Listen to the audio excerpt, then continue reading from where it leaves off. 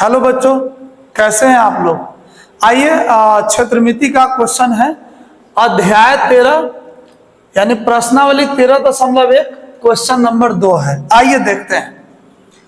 कह रहा है कि कोई बर्तन एक खोखले अर्धगोले के आकार का है।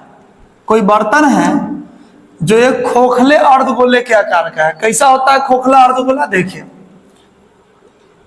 अर्धगोले के आकार का है जिसके ऊपर एक खोखला बेलन अध्यारोपित है, यानी अर्धगोला पर बेलन है। देखिए, अर्धगोला पे, इस अर्धगोला पर बेलन है, अर्धगोला पर बेलन है, अर्धगोला पर बेलन है, अर्धगोला पे क्या है? बेलन है। अर्धगोला थोड़ा सा छोटा बनाएंगे तो अच्छा लगेगा। तो अर्धगोला पे क्या है? बेलन है। अब कह रहा है अर्धगोले का व्यास 14 सेंटीमीटर है। तो आइए लिख लेते हैं। व्यास दिया गया है, व्यास दिया गया है 14 सेंटीमीटर और इस बर्तन की कुल ऊंचाई 13 सेंटीमीटर है। इस बर्तन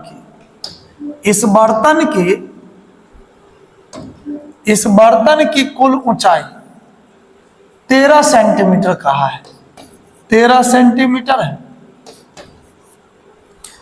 इस बर्तन की कुल ऊंचाई 13 सेंटीमीटर है। इस बर्तन का आंतरिक पृष्ठीय क्षेत्रफल ज्ञात करें। यानी हमें बर्तन का पृष्ठीय क्षेत्रफल ज्ञात करना है। बर्तन का क्या ज्ञात करना है? पृष्ठीय क्षेत्रफल। प्यारे बच्चों, होता क्या है कि जब भी किसी भी आकृति में दो आकृति हो या दो से अधिक आकृति हो, जैसा कि अभी दो आकृति है, एक अर्धगोला है और एक बेलन है, दो आकृति है, दो आकृति हो या दो से अधिक आकृति हो, तो इस एवज में दोनों आकृति के वक्र पृष्ठ को निकाल कर जोड़ देंगे ना, तब पूरे बर्तन का कुल पृष्ठ निकल जाता है, या सीधे पृष्ठ उसी को बोलते हैं। फिर से सुनिए, मैंने कहा कि दो आकृति या दो से अधिक आकृति मिलकर कोई आकृति बना हो, तो वैसी स्थिति में दोनों के वक्र पृष्ठ को, तीन आकृति हो तो तीनों के वक्र पृष्ठ को निकाल के एक जगह जोड़ दीजिए, तो पृष्ठीय क्षेत्रफल यानी कुल पृष्ठीय क्षेत्रफल यानी संपूर्ण पृष्ठीय क्षेत्रफल निकल जाता है।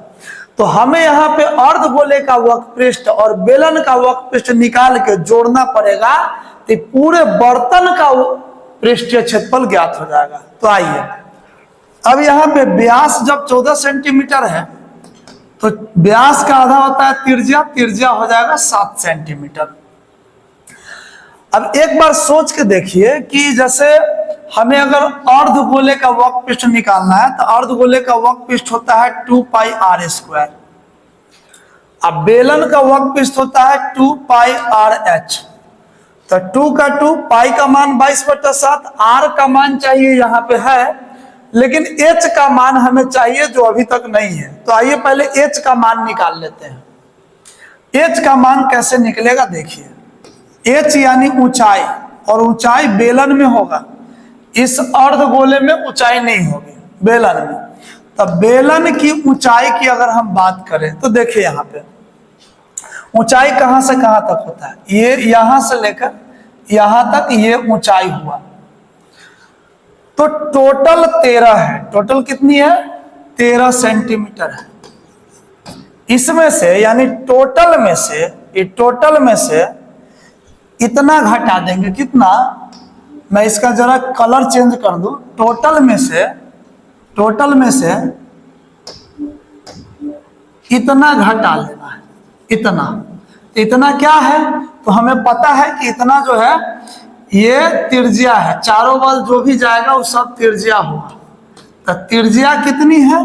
तो त्रिज्या 7 सेंटीमीटर है।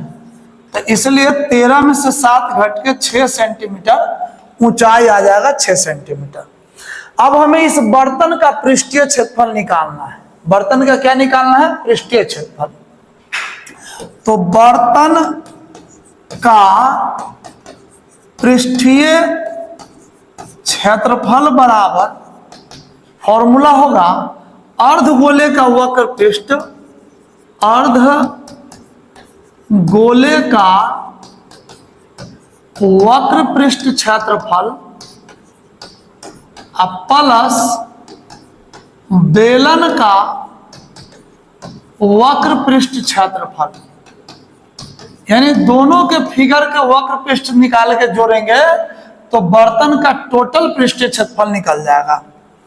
तो इस प्रकार से अर्धगोले का वक्र पृष्ठ का फॉर्मूला होता है 2 पाई आर स्क्वायर, प्लस का प्लस, बेलन का वक्र पृष्ठ क्षेत्रफल होता है 2 पाई आर एच। तो यहां पे 2 कॉमन ले सकते हैं क्योंकि 2 दोनों में है, पाई भी दोनों में है, पाई कॉमन ले सकते हैं, आर भी दोनों में है, आर कॉमन ले सकते हैं। अब यहां पे बच गया एगो आर ये वाला और प्लस एच ये वाला। अब यहां पे 2 का 2, पाई का मान होता है 22/7, आर का मान यहाँ पे 7 दिया गया है, फिर आर का मान 7 प्लस का प्लस एच का मान, यहाँ पे एच का मान 6 है तो 6। इस प्रकार से 2 गुने 22/7 गुने 7, कोई चिन्ह नहीं है तो गुना का चिन्ह, 7 और 6 13। इस प्रकार से अगर हम कैंसिल कर दें तो 7 से 7 कट जाएगा, बच गया 2 गुने 22 गुना 13। अब इस प्रकार से गुना करके लिख लेंगे 22 दूना 44 और 44 को 13 से गुना कर लेंगे। 13 चौका 52 के 2 हासिल 5, 13 चौका 52 और 5 57, यानी 572 हमारा 572 सेंटीमीटर स्क्वायर इसका आंसर आ जाएगा। ठीक है, तो थैंक यू।